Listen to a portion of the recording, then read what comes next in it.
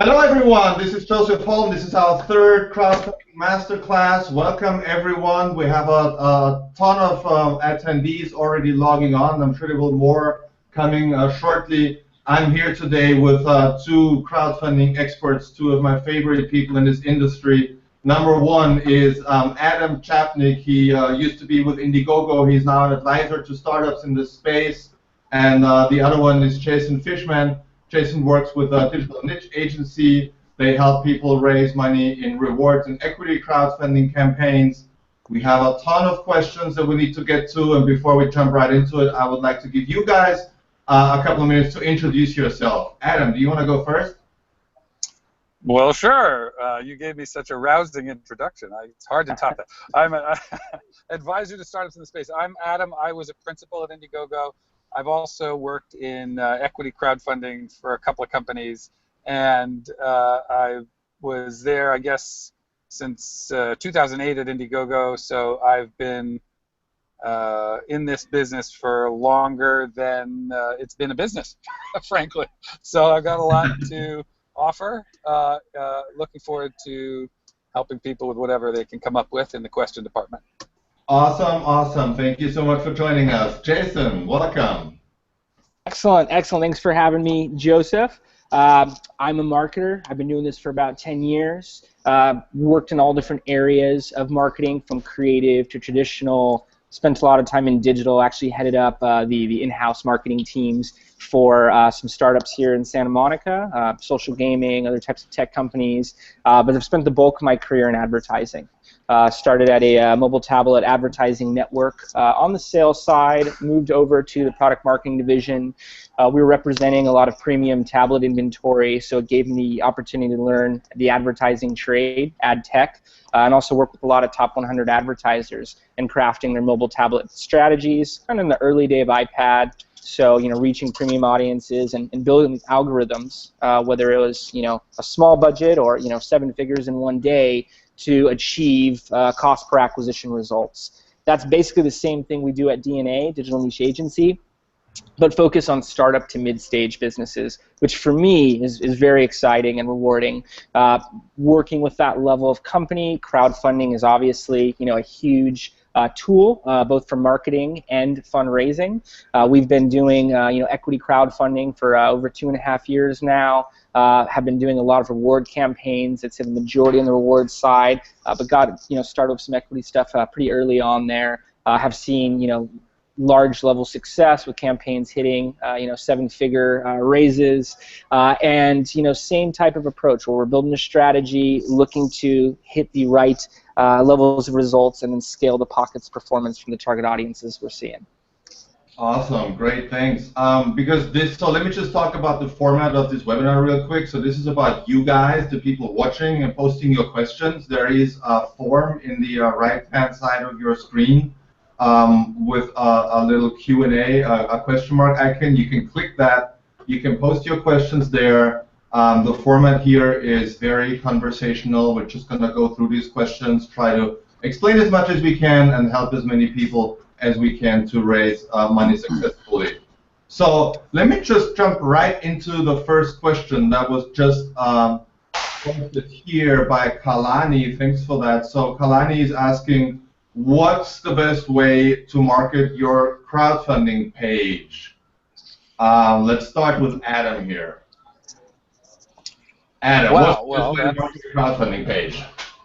Yeah, so there's about like 900 things one should understand before coming to what would approximate an answer to that question. However, the best way to market your crowdfunding page, let's see if I can answer it, would be, and this will demand more answers, but it would be to go out on platforms and channels that reach your predetermined audience as defined by the research you did in the past 90 days, to segment all of the people that have already raised their hand over the years that you've been collecting addresses. That's one bucket. The people who have raised their hand in the months that you've been targeting tests, and who have raised your hand in the weeks that you've been asking people for new interest. So that is the wildly top-level answer that demands the question or the answer to how do you get people in those 3 buckets so that you can outreach to them on whatever channel is appropriate to your page. Good answer? Very good answer. It's a very loaded question, and you know, we get this. Of course. And obviously, you know, there are 2 ways of really doing it. You either have the human capital to do it all yourself, or you need money to hire someone, and that kind of ties into the next question. Do we need a PR team? I think this is something for you, Jason. All right, excellent question. And you know, so glad Adam brought up plan and strategy. I have to start there with any question. It all starts with your plan. It all starts with your strategy. Right. I recommend really diving in and doing a competitor audit to see other brands in your vertical who have launched on these equity crowdfunding platforms, and as Adam said, in the past 90 days. Very relevant information. Look to see what they did that worked. Look to see how they were able to hit their goal. Were they using social media? If so, which channels? And what were they saying? What was getting the most responses from those posts? Kind of stand off their shoulders on what they were doing right. Were they using influencers? Were these social media influencers? Are these influencers that you can use? In regards to PR, what publishers were writing about them? Were there specific writers? Were writers covering them at the beginning of their crowdfund campaign? Maybe it was after they hit 100%. And from looking at each of these channels, and I haven't even touched advertising yet, which, as I mentioned, I'm an advertising guy, you want to be able to determine what was done to make this effective and what tools you could add into your strategy, what channels you want to make sure to engage your target audiences. And I'll dive into that a bit later on target audiences. But when looking at the PR section in regards to this question, do you feel you're going to be able to engage those publishers, reach out to them, use the right tools to, you know, have the results you're looking for in-house? If not, what types of groups can you use? What types of tools can you use? But in regards to a PR firm, you know, which ones are then available to you? Can you set up a meeting with them? What do the proposals look like? What do the budgets look like? And if you have the budget available for PR, you like what some of these groups are offering, and you're going to be able to, you know, measure their deliverables and make sure you're seeing the return in terms of work, not in terms of results from those PR groups. It's definitely a good thing to have. PR groups have relationships. They can set up demo days and press days for your product. They can pick up the phone and talk to people they've worked with in the past. It's definitely a luxury. I would not limit yourself. I know, you know, there's excellent PR tools. You know, Krowdster actually has an amazing one. Not to promote too hard, but it's just the pricing. Anyone can do PR on a light budget if needed. You can even look up on LinkedIn and find specific writers if you know, hey, this writer played a huge role for these other campaigns in my vertical. How can we get them involved in what we're doing? You know, taking these types of approach and, you know, putting the right efforts in, you can win press either route. It's just a matter of what budgets and opportunities you have in front of you. Right, right. Thanks. That's a very good question. And I'm wondering, and maybe you can talk about that a little bit still. When I get a PR agency involved in my campaign, does it mean I don't have to do anything at all anymore? Will you guys like do everything for me, and I just sit back and watch the dollars flow in? Sure. Yes, that's what that means. Hire and walk away. No, there's different approaches. As a rule of thumb, you want to be as involved with your crowdfund campaign as possible, and then use third parties, use vendors, use tools to really amplify the results that you're seeing. So it doesn't mean, you know, hire a company and expect them to do everything. I would still look to be as involved as possible. I've heard, you know, entrepreneurs, startup owners, business owners say the month they were running their crowdfund campaign and the pre-launch before it was the busiest month of their life. Yeah. And the reason why is you have to create and manage a crowd. You have to create people, you know, a crowd of people that are going to take action on what it is that you're doing. You know, in your strategy, you should put a big emphasis on pre-launch. In the pre-launch of your campaign, you need to build enough of an audience to raise a minimum of 30% within the first 48 hours of your campaign. Indiegogo at their offices, and Adam could, probably attest to this at a high level, would highly recommend that. They highly recommend doing a minimum of 1/3 from an existing audience in the first 1 to 2 days of your campaign. To do that, I've heard companies say they called everybody they've talked to in the past 15 years. Friends, family, coworkers, acquaintances of acquaintances. The first thing you're going to ask them is, will you back my campaign? And I don't ask directly. I'd ask them a bunch of questions about themselves, start a nice conversation, enroll them in what it is that you're doing, and watch them offer to back the campaign. The next thing you look for after getting a backing from everybody you can physically touch, because they would actually like to see you succeed. If they're able to back it at a small level, you have a better chance of getting them to back it than a stranger. The second thing is you then ask them to share it, and ask them to share it across all their social channels, their physical networks, and have a messaging in there where the recipients then are offered an opportunity to share. You want to create this huge groundswell, and this all has to occur before PR ever touches the project. Publicists don't want to cover losers. They don't want to cover a campaign that's got 0% raised or 10% raised for that matter. That's why that 30% is so crucial. It serves as social proof. It's the empty restaurant sensation. If someone gets there and there's not a big percentage of backing, they ask why.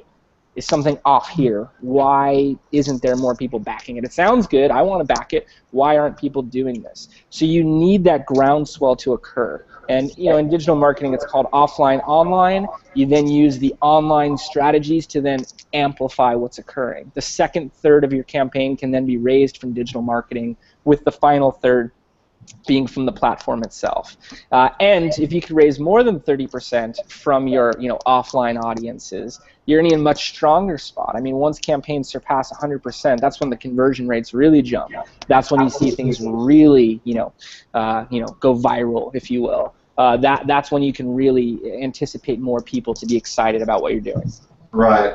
Adam, what's your take on this? I mean, you have seen more crowdfunding campaigns than all of us combined. You've been around before the word crowdfunding even existed. What's the deal with agencies, tools? The first 30%. What's your take on that? What's the best strategy that someone can use to actually reach their goal and take all steps in the right order? Well, I will tell you. So the 30% is a result of just our observation. We started publishing that in 2011 or something. We promoting that everyone should have that 30%, because the difference between campaigns who raised it in the first 24 hours and campaigns who didn't was like striking. It was like 3x, a 300% difference in the amount of money that you could raise. But tactically, the way that you take advantage of that information, it tells you a lot if you understand it. So the first thing it tells you, well, I'm hearing an echo. Now, is there some way I can manage that? Do you guys have an echo, or is it just me? We can hear you fine, sort of. Great. No echo. Fine, sort of. Excellent. I will continue. So one thing that the 30% tells you is where you should set your goal amount, right? So if you understand that you're responsible to bring from whatever, what Jason was saying about, like, anyone you've ever known, the people you know well, the people who know the people you know well, if you feel like you have a good sense of your list and their capacity to support you and their willingness, you can set your campaign's goal such that the amount you're able to bring equals 30% or more. Does that make sense? Yeah. So don't say, oh, I want $1 million, and make that your campaign goal, and then go ask your people, how much can I raise? And it's 30,000, right?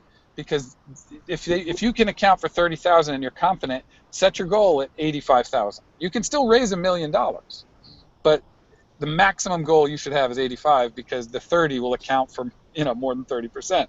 Make sense? So understanding that, it also can inform your pre-launch strategy. So all of the most successful campaigns that I've seen had a soft launch and a hard launch date, and two parallel strategies that were executed to take advantage of that fact.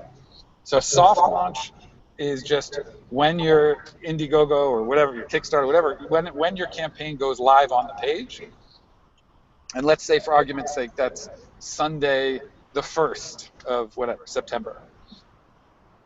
And then you, at the same time, when you're making your plan, you set a hard launch date of, say, Tuesday or Wednesday, the 3rd or 4th of September.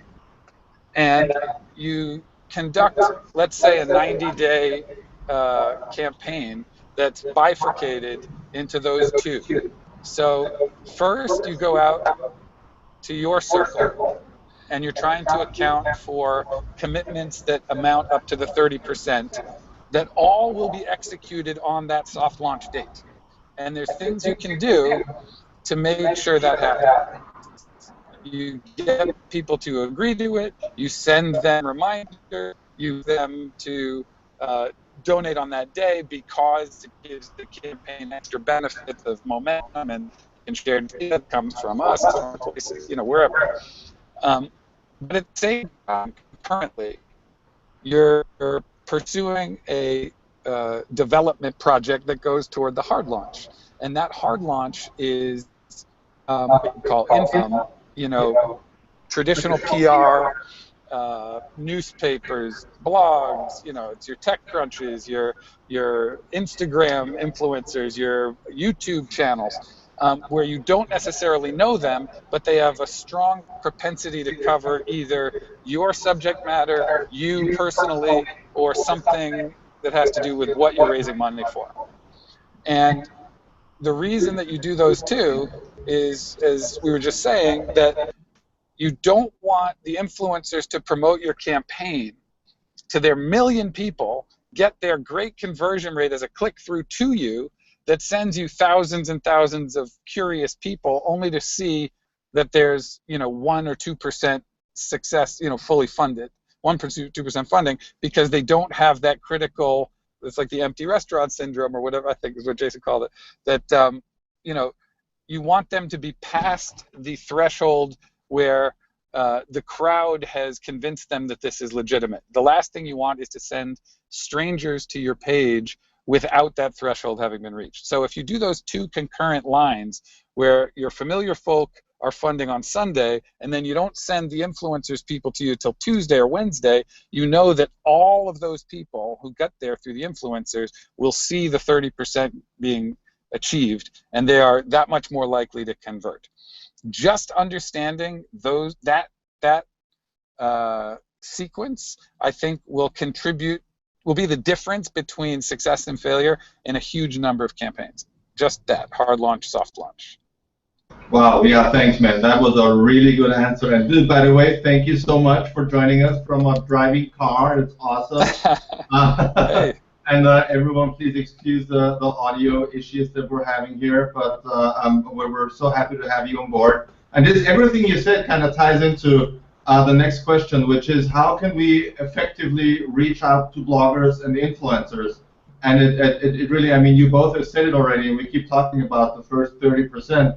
But when you are reaching out to bloggers and influencers and people whose reputation and business may be on the line, depending on what kind of campaigns they recommend and promote, it's really important to know that journalists generally don't write about campaigns to make them a success story. They write about success stories in the making, and the same is true with influencers and bloggers. You can't simply tweet at an influencer and expect them to retweet your campaign just like that, because they didn't become influencers by retweeting everyone. They became influencers because they're experts in their field, and that's just something really important to remember. So the 30% is not just an observation, it's really something that we have found to be true over and over again. Let's move on to the next question, because we have so many and I want to make sure we get through them. All right, this is a good one. We get this one over and over again too. Very important, I think. If you are struggling to get angel for a business and you do decide to try crowdfunding, how do you go about preventing someone else from stealing your idea and starting their own business? How do we best do that, Jason?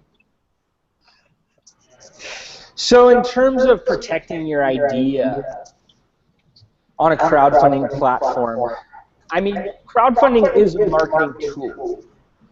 You're going to get, the attention from all the right people in the industry. On equity crowdfunding, depending on which platform you're using, you may be going after accredited and unaccredited audience.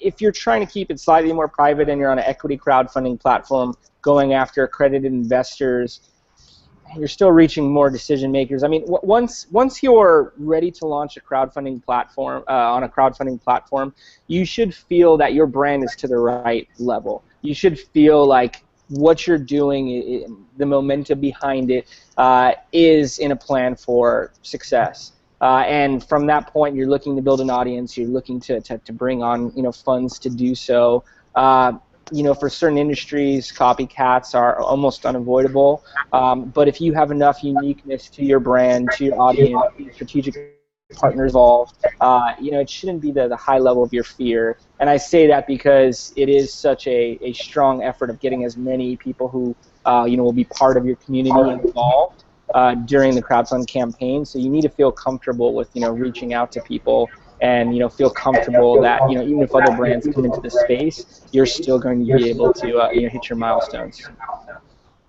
Right. And how does it work at Indiegogo, Adam? I know you guys have had thousands and thousands of campaigns, and a lot of them, I'm sure, have IP, and they're worried about protecting them. What advice can you give people in that regard?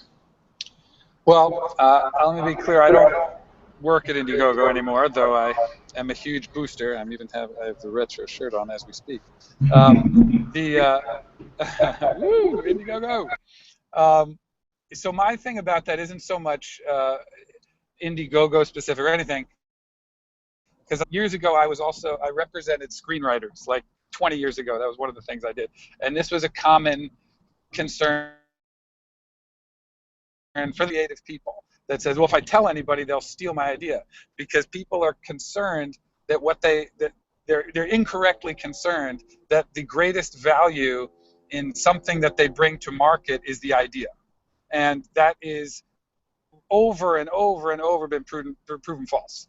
Think of how hard it is for you to make anything happen when you have the idea and no one knows about it, right? Like, have 100 million things conspiring against you to make your business work. So the execution component is a massive moat around what you're doing, that you are already in process, committed, you have some kind of momentum and team, and you are doing it. For someone to hear your idea and then start trying to build that and catch you, they are laps and laps behind you, and it's very unlikely that someone is capable of catching you just from hearing your idea and whipping into action. There are some cases where obviously money is the only impediment to competing, and you should just look at your idea and decide if that's the only differentiator that you have in what you're doing, is that you have money and 1,000 other people don't, then think of some more interesting things you can add to what you're doing, because it's a yellow flag about your business. If the only differentiator you have would be that you had money, you don't have a compelling enough story of business, I'll tell you now. So those are my 4 cents about that thought. Awesome. Thank you so much. I want to switch gears here. Oh, thanks, Vicky, for that question, by the way. I want to switch gears here, and I know that both of you guys are also very active and interested in the equity space. Stacy is asking, how does having equity from crowdfunding impact a company's search for early-stage seed capital or later for VC funding? We hear a lot about cap tables with too many people, scare away investors, and so forth. Let me start with Jason again. What's your experience in that regard? Sure. So we worked with the company that ran a campaign on Fundable that produced $2.8 million. And it did nothing but good things to the momentum of what it is that they were doing. The caliber of investors they were speaking with. The CEO was featured by Forbes magazine as a 30 under 30 CEO. It basically brought all types of new attention in a positive way. In regards to the cap table itself, being on the marketing side, I basically, don't speak specifically about it, but do say that each different equity crowdfunding platform kind of has a different approach to this and different ways to structure it that are favorable to the brand. And basically, I've heard, large groups of investors holding one, seat on a company, one spot on the cap table. There's different ways they structure it. If it is a concern for a brand, I would certainly look to set up calls with multiple equity crowdfunding platforms, multiple equity crowdfunding teams and agencies to hear their approach to this, but really on the platform side, so they can see, what options are available for them and how to affect them for future rounds. I can tell you that the client I was referencing, is in the process of a Regulation A plus crowdfund now, and I've seen other companies taking that approach as well, whether it's a reward-based crowdfund, moving to equity, or an equity and doing an additional one down there. Across the board, if you have a successful crowdfund and you're looking at your next round of funding, you've hit your milestones, that crowdfund's going to be a good thing. You're going to be able to show a level of success, a level of credibility from that. So I really just determine what the best structure is for you on that side of it, but look at the crowdfund itself as a good thing. Right, cool, thanks. Adam, so I'm a startup, I raise money through crowdfunding, I now come to you, you should help me raise venture capital. Is having 1,500 crowdfunding shareholders a good thing or a bad thing? Oop, there we go. I would say the key thing to consider is whether your company is B2C and has some kind of connection with the market that drove the participation of the what I would call the retail investors. In other words, are the crowd who are investing, or is the crowd who is investing comprised of your customer base? And if so, that's just unmitigatedly awesome. If it's a whole lot of people buying into a concept in a field that sounds sexy but may or may not be vetted out, that's a giant red flag and a big, potential pain in the ass for the company. So I don't know if that makes sense. In other words, it's evidence of traction that people love the product so much that they're investing in the company, whereas it's a harbinger of misunderstood expectations if sort of lay people are throwing money at something without understanding whether it's truly viable. So that's how I decide how to answer that on a case-by-case basis.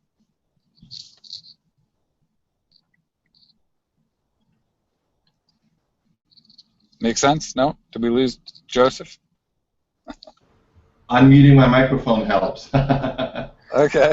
Let's move on to the next question. Wendy says they tried a Kickstarter campaign and they were very disappointed about the amount of support or lack thereof that they got from the platform, and she's wondering what the heck are they charging 5% for, and they think that they got nothing out of it. And as someone who has been with Indiegogo in the early days, I'm sure you have made that argument many times, Adam. So what do platforms actually charge 5% for? Well, early days of crowdfunding, with Indiegogo, we made a conscious decision, to this exact point, that we were going to add, I think it was something crazy like 10 of our first 20 employees were customer happiness people. And from the start, Indiegogo decided that its differentiation in the market, this is just Indiegogo, was to really make good on the commitment to help people who had been denied access to financing get that access, and then to help not just give it to them in the form of a platform, which does have crazy value, a lot of value, because people couldn't connect with their communities to raise money before that, but also to handhold a lot of people through the process, put out educational material about how it works, help the marketplace understand what drives success and what doesn't, and just support, essentially disenfranchised people seeking financing to connect with that financing. So there's a value just in the platform for sure, and I think that goes for any platform. But we're at a place now in the market, it's, 8-9 years later, whatever, and I think just having a platform isn't maybe enough to offer, because it's more and more commoditized. So again, I don't work at Indiegogo, but just as an observer of the industry, something that I've admired what Dave Mandelbrot, the CEO there, has done is a lot of creating an ecosystem of support that goes soup to nuts for creators. So they've made partnerships with like Brookstone, or fabricators, or Chinese, people who can source manufacturing partners in China and things like that, especially in the hardware space. But they continue to offer dedicated teams in different verticals that are the leading users of the platform. Will everybody get handheld all the way through every project? Of course not. They have something like 10,000 new campaigns a month. But if you are serious, and I think if you're a committed and serious campaigner, and you take the time to understand what it is that you know and what you don't know, and you contact Indiegogo, and I'm sure it's not just true for Indiegogo, but platforms are eager to help, because obviously your success is in part their success. Yeah, right. I think people totally underestimate how much work it is and how much staff you need to actually not just build a platform, but building it and launching it is really the easiest exercise. And coming from someone who's launched a platform, actually scaling it with quality, improving and not decreasing, and the amount of hand-holding, that's just something that I think constantly underestimated. What's your take on this, Jason? I value platforms, not just because I work with them, but because they have an existing audience. I have heard this commonly with Kickstarter. I've run very successful campaigns on Kickstarter. If you are, looking at tech hardware or given verticals, it may be the place for you. However, I've found a completely different experience working with Indiegogo. Their customer support is there. They're available. You can build a relationship with them. And as I mentioned, the thirds and the final third coming from the platform itself, if your campaign is doing well, they will feature you. They have something called the go-go factor. It'll basically do it algorithmically. However, if you have a customer support person there, they like what you're doing, they see a lot of momentum, it hits the right percentage levels, which vary depending on what else is on the platform, and it's getting the right amount of social shares, they can feature you. They can put you in the front of the site. They can put you highlighted in one of the categories. They can send emails to people who have backed those categories. And when that occurs, I'll tell you, the analytics, jump.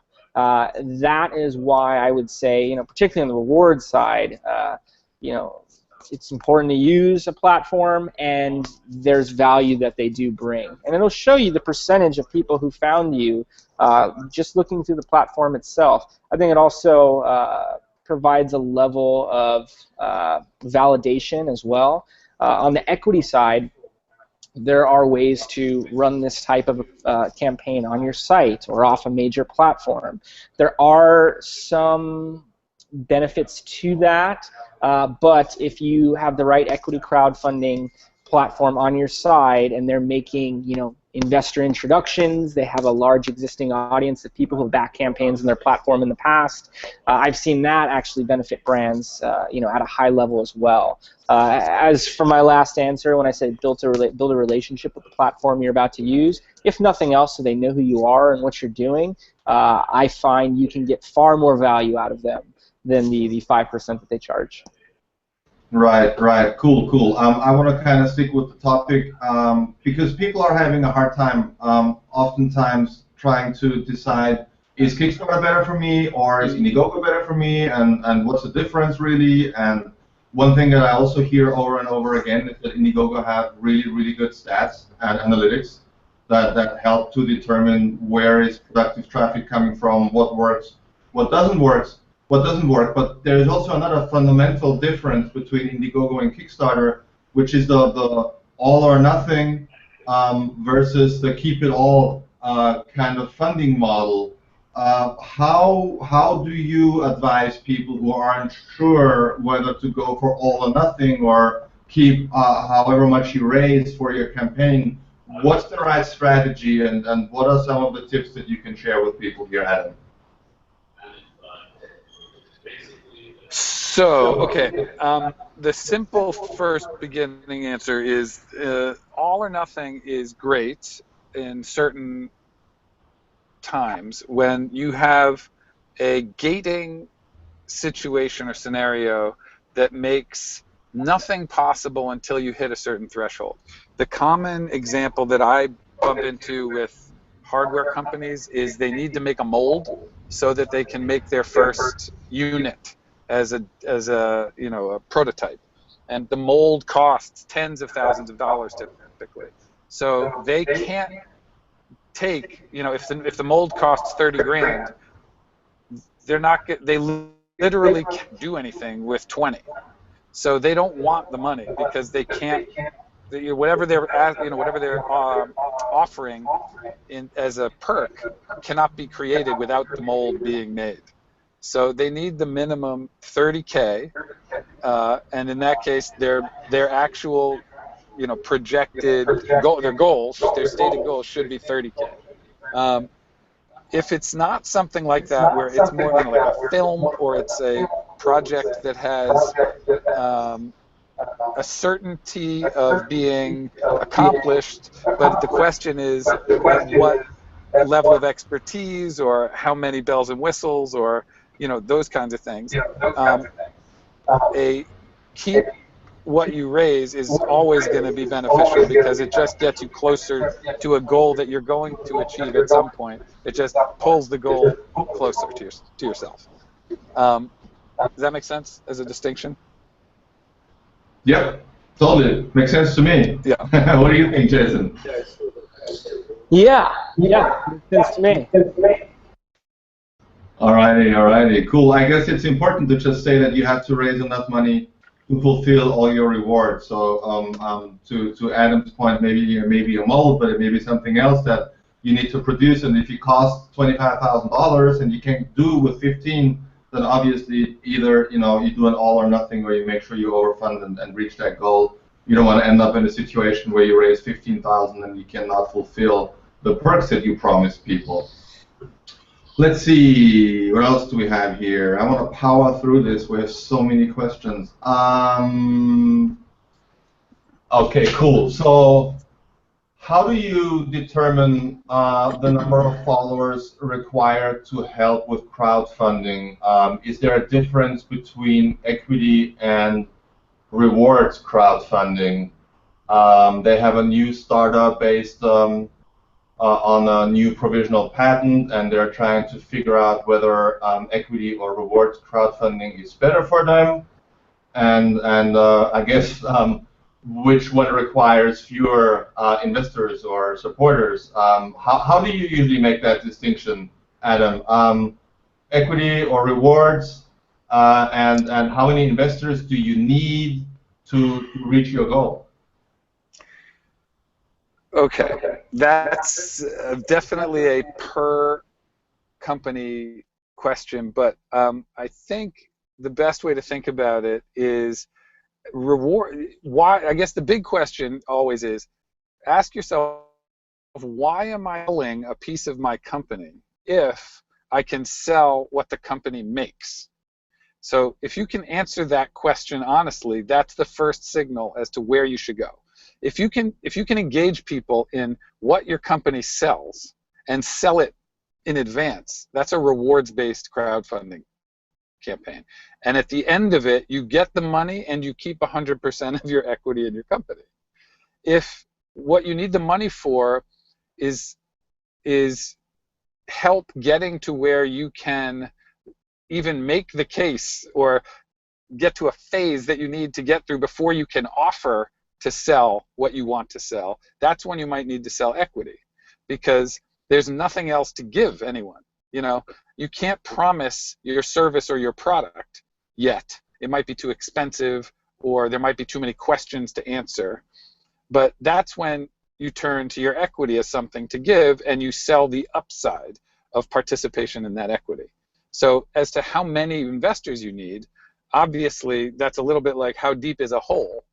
Well, it depends on how much money you need, and it depends on what you're selling. But I think, just to give it an answer, I would say if you're a competent pitcher, you're good at making the case for an exciting story. You want to be able to sell a giant upside if your company has one. And if it has a giant upside, let's say 25x within 3 years, for your angel, or friends and family, or whatever you want to call this round, you can make the case for much higher minimums where you need fewer investors, because people are going to be more excited by a crazy return, and they're going to be, it may sound counterintuitive, but they're going to want to put more money into a crazy return, not less. So you actually can up-level your pitch to some more almost professional investors if you have a competent case to be made for a very large return. If you're not sure, you're like a restaurant, but I guess if you're a restaurant, I would always say do a rewards campaign. But if you decide you're doing an equity campaign and you're something that doesn't have a 25x but maybe a 3x return or something like that, you're going to have a far greater number of investors, more likely at a smaller amount, and you're going to have to throw in some interesting rewards with your equity. Right. I guess the question is kind of aiming at which kind of crowdfunding requires less investors, or which one is easier. And I guess we can all say that it's easier to prepare and to launch a rewards campaign. You don't have to deal with any regulations. You build your page on Indiegogo or Kickstarter or wherever you want to, and then you launch it, and then good luck. With equity, it's different. There are restrictions. Maybe Jason, can you talk to that a little bit? What kinds of restrictions there are? How much can investors really invest? And is it harder to make the case for an equity campaign? Like, is it harder to get someone to buy equity in my campaign than to buy a T-shirt or early download of my latest film? How does that usually work? Sure. And speaking to the number side a bit more too, you want to look at your total goal and what the average investor, the average backer is going to be putting in. I know Fundable put out a number on the equity crowdfunding side of about $7,000 per investor. On some of the Title III campaigns we've been running, we see $1,000 to $3,000 as the average investor. Now that includes unaccredited. Title III is both accredited and unaccredited investors. To speak to what you're asking a bit further, Joseph, an accredited investor is someone with over $1 million net worth outside of their primary home, or a history of making over 200K individual household income for the past 3 years or more. So the amounts that they're going to be able to put in can be drastically higher. As Adam's mentioning, if the potential upside is intriguing and they believe in the full model, they're not going to want to see 2x on 15K. They may be open to having conversations with you and looking at what 100 or 250K may look like. But I would account to see more lower level investments from the majority of these equity crowdfunding platforms in the initial stages of your campaign. I have seen people come in for $1 million on an equity crowdfunding campaign as well. So that's not to say larger conversations are not more available. I'd also emphasize that doesn't mean it's any easier to run an equity crowdfunding campaign. As Joseph was mentioning, reward is a lot easier to set up. There's a lot of advantages to that. You could see the right traction from a smaller number of investors on the equity crowdfunding side. But if it's consistent with what we're seeing, let's just say it's a $10,000 average investment, maybe of a higher minimum level of 25K, which is going to push off the majority of your online equity crowdfunding backers. Even at 25K for $1 million raise, you're looking at 40 investors. That's 40 digital acquisitions, that have to come through the platform.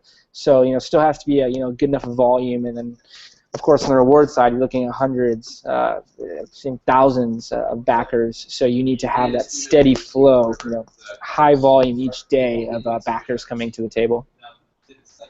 Speaking to how many investors you need, again, do you have any numbers you can share as to conversion rates? I mean, I know it's a very broad question. It's so different on a case-by-case basis, but on average, how many people need to land on your crowdfunding page until someone makes a donation?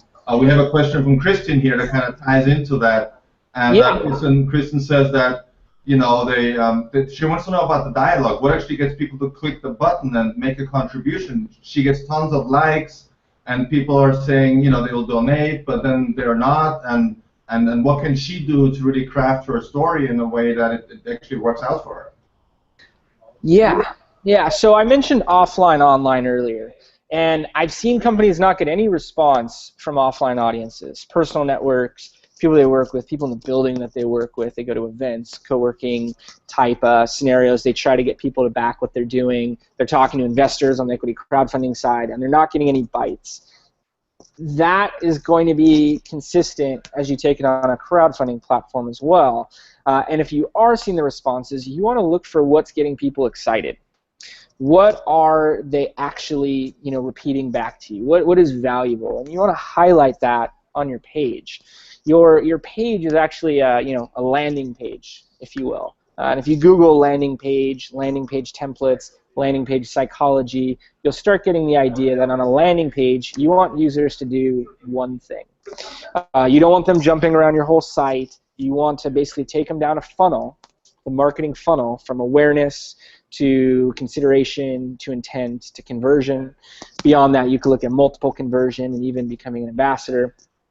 And you want to work people further and further down that funnel, whether it's on your actual landing page or as part of your marketing strategy, your marketing campaign itself. So that is exactly what your crowdfund page should do.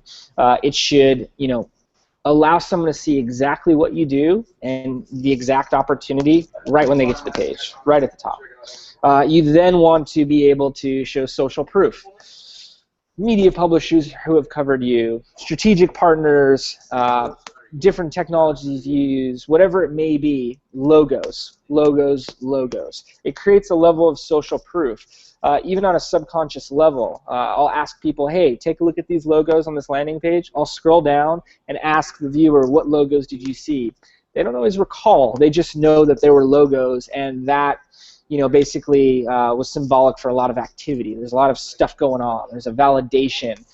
Something's going on here that I want to be a part of. This looks like something big. You want to have logos to follow. You then want to have, very easy to understand bullets on what it is that you do. This can include images. This could include, little icons, whatever it may be.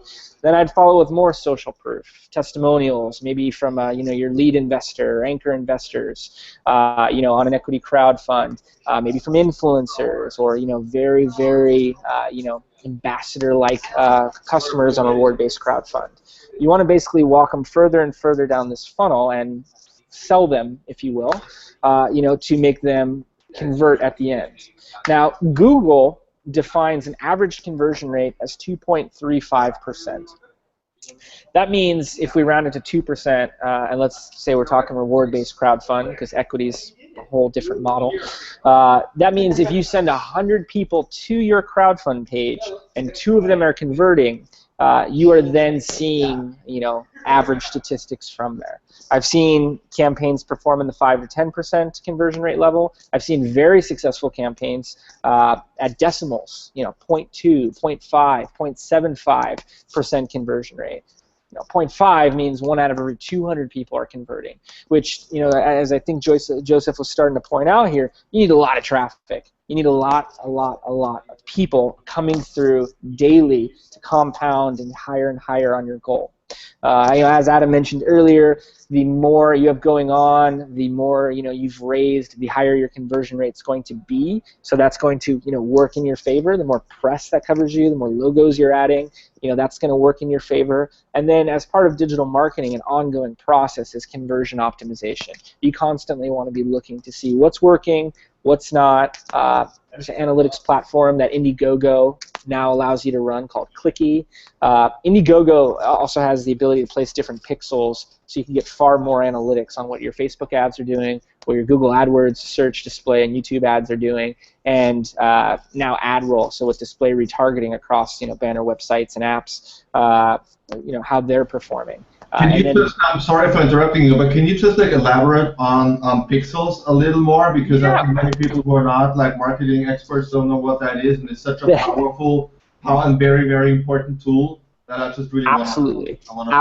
And thanks for pointing that out. Sometimes I just throw words in there and I don't realize.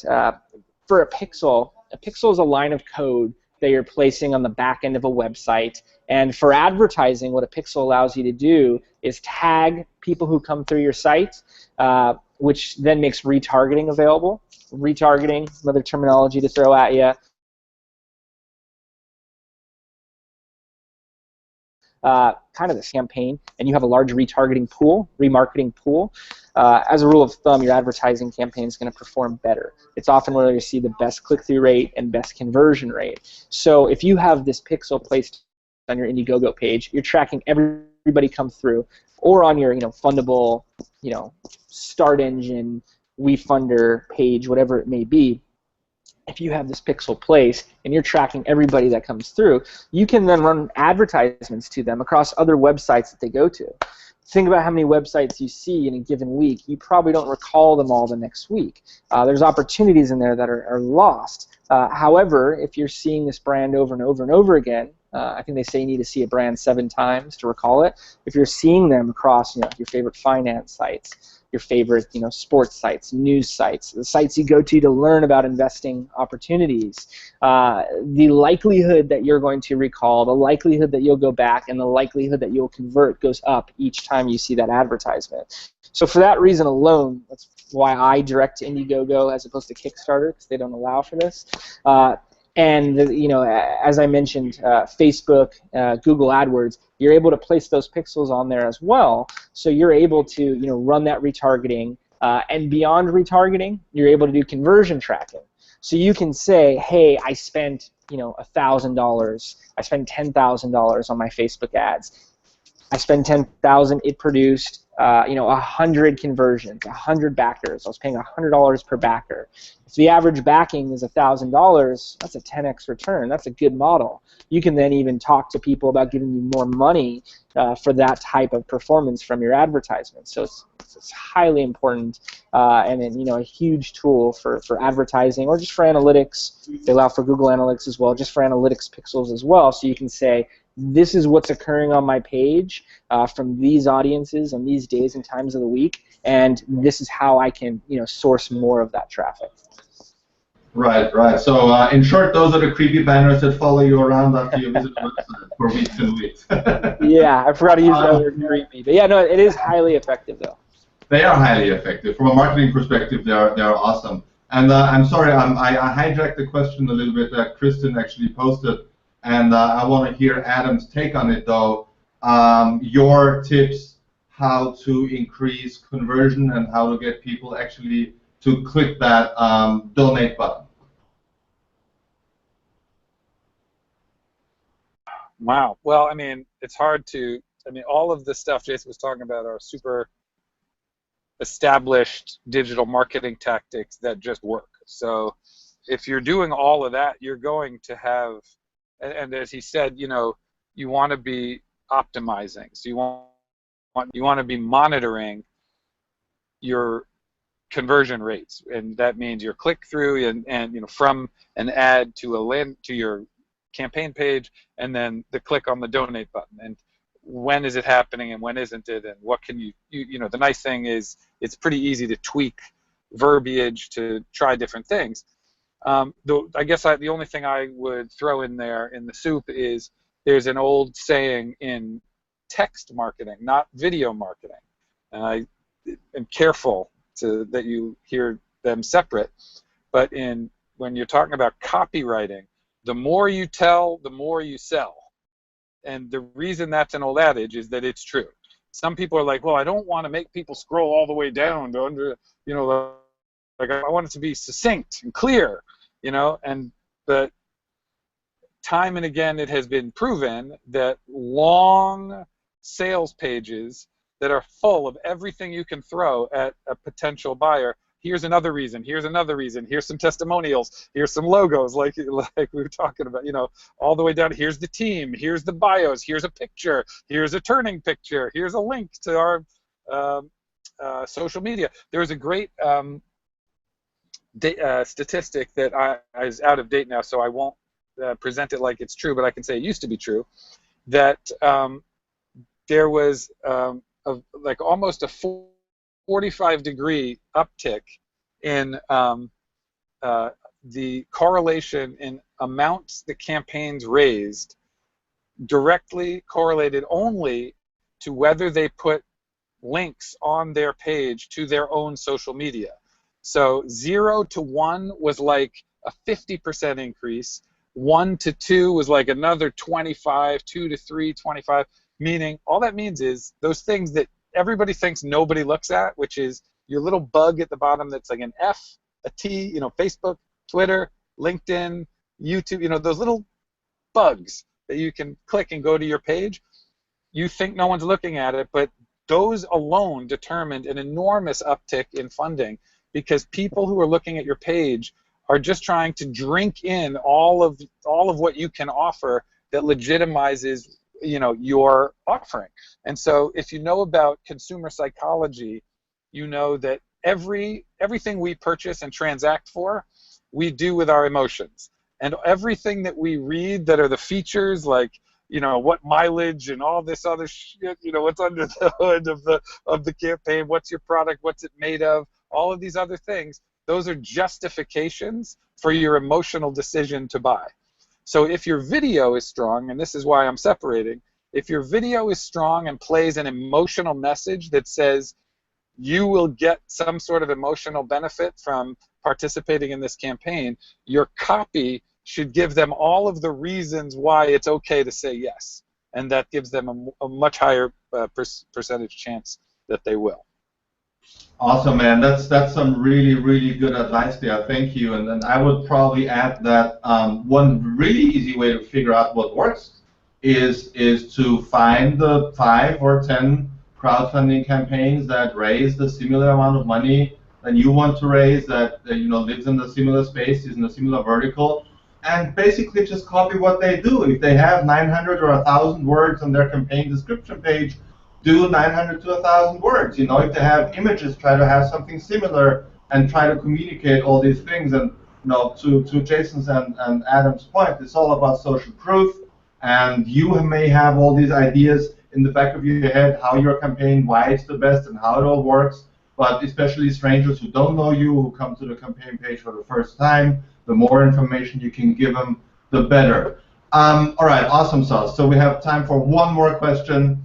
Very, very important question from Greg. Is crowdfunding money taxable? So money that you raise through rewards, crowdfunding, do you have to pay taxes on it? Now, we're all not tax consultants, so please take this with a salt of grain, but we read about it. Jason, what's up with that? I'd actually reference any of these questions with your CFO and your general counsel. Yes, I'm actually not the best person to answer on this. More on the front end of the performance side. Okay, all right. Well, I guess short answer is, yeah, talk to your CPA. I've heard it is, but we're all not certified CPAs, so you guys should talk to the experts here. I guess that's the end of today's webinar. Thanks everyone for the questions. I will note the ones that we didn't get to this time around for next week, actually 2 weeks from now. And thank you so much to my panelists, Jason and Adam. I know you guys are super busy. Thank you so much for taking time out of your day to talk to us today. Adam, real quick, how can people reach you? Oh, Gmail, adam.chapnick@gmail. That's the best. Awesome. Jason? Yeah, Jason Fishman, J Fishman, Fishman, at digitalnicheagency.com. Digital niche, Niche, agency.com. You can also find me on LinkedIn. Great. Thank you guys so much. My name is Josef Holm. I'll see you guys again in 2 weeks. Thanks everyone for tuning in, and have a great week. Bye.